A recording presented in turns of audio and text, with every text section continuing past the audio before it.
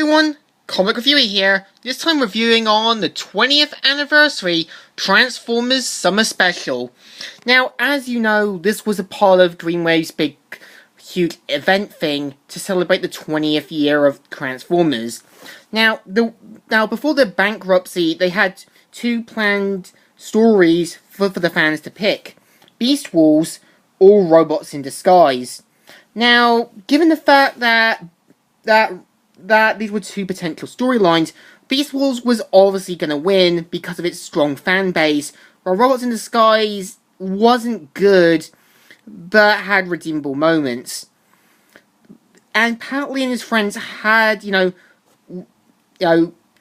planned the Beast Wars story out, and there was even planned comic book covers, there was going to be the storylines. That never happened. So the cover is basically all promotional material, and let's get on with the story. So it starts off how, on the planet Beast, Razorclaw is beating Megatron. And due to his circuit haywire, he thinks he's part of the locals. And he's like, I am Megatron! And rest assured, you will find that defeating me is much easier said. And so Razorclaw pretty much tries to go for Megatron. Well, he's like, you have spirit, I like that. But sadly, you're only a wild beast. So he runs off. The Seekers offer to shoot him down, but Megatron takes this like a hunter and goes, no, he's mine. I shall deal with him alone, on his own terms. And so, pretty much when Razorclaw shows up for the attack, it ends up with Megatron beating Razorclaw, and later on, reassembles him and some of the other Predacons into forming Predaking.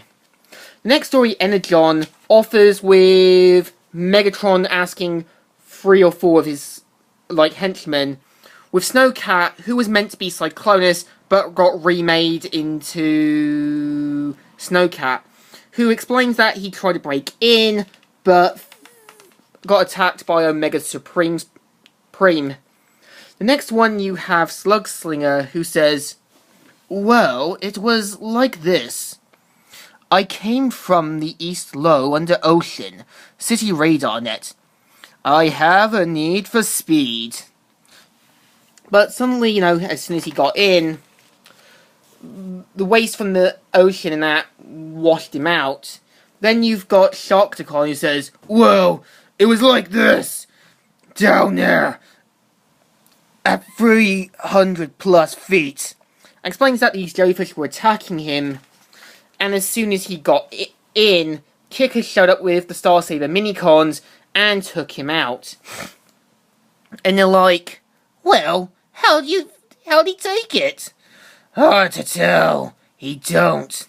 So he pretty much, Megatron shows up to ask Slugslinger about something personally. And yeah, surprise enough, I've still got the little, Dreamwave ad thing with the Beast Wars and also Robots in Disguise.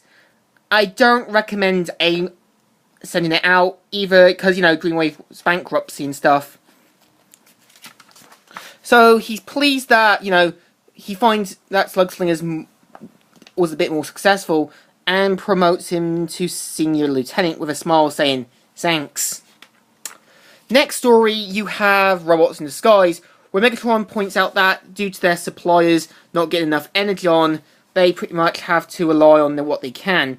So he sends Scourge and also Skybite to steal an energy generator, with Scourge saying, quit wasting time. Your time insulting each other. Focus on the mission. Predacons terrorize. Decepticons attack. So Ty finds out that there's been a lot going on, but meanwhile, Cyburn and his brothers are all having trouble. Megatron is, beating them down, so Jermaine gets Optimus to help, despite the fact that there's a fire going on, and presumably leaving the firefighters without any backup. With, Ultraman is looking, They start terrorizing the area, with Optimus saying, "Maybe some tough love will do the luck." You again? Just Predacons, Decepticons, prepare to pierce and engage. So just then, we have Ultramanus, who in this continuity is meant to be Optimus's brother, and he starts blasting down stuff, and he's like, "Ultramanus, listen to me. We can't continue the battle here." And due to the fact that humans are here, and we see that he's like, "Sir, you talk tough for a poor man's prime. I think you're about to need all the help you can get." That's funny, coming from a spray-painted Optimus imitation. And so Scourge takes it personally and tries bashing him down. Well, meanwhile, Optimus is dealing with the Predacons, and he decides to, hold the humans hostage for negotiation purposes, and Skyboat points out that this wasn't part of the mission. So, pretty much, just as he's about to way to waste, Optimus and the others see an opening and knock him down due to the fact the Predacons have got away with stuff, and they mainly leave, with Ultramanus leaving, and Cyburn and his brothers all showing up, and amazed that he was managed to take down Scourge and the others, with Optimus saying, "It took two of us, Cyburn, 2 Autobots, and 1 family." So the next story is the story Ain't No Rats, which was going to lead up to their own Beast Wars Dreamwave comic.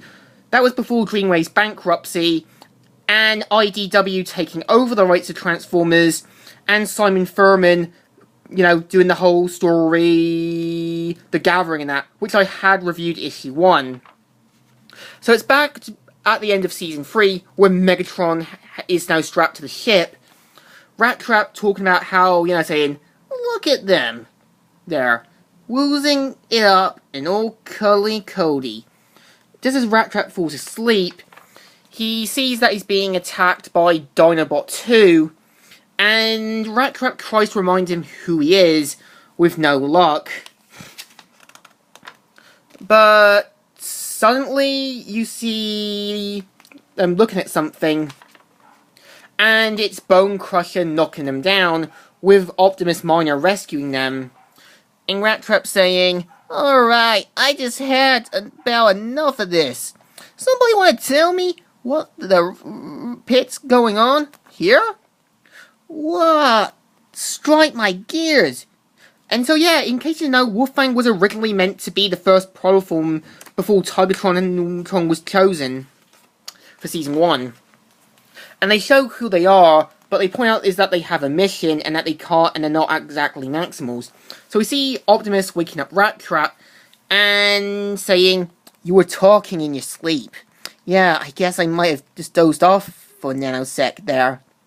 So he points out that, this must have been all just a dream, with the ending saying the end, or what is it? Yeah, before Dreamwave's bankruptcy. With the planned storylines and other stories like the Transformers Armada comics, Duel Masters, and so on. So yeah, this is the story. What do you think? Definitely worth getting off eBay, and it was interesting to see what Dreamwave had planned in mind. They had 2 potential storylines, and Beast Wars was always going to win hands down. Why? Better handled, better told, and better done. Rise in the Skies was a series that was reusing character models with no originality. So in my opinion, it's an interesting story, so it deserves a thumbs up. Still good and still alright. So, Comic Reviewer here, signing out.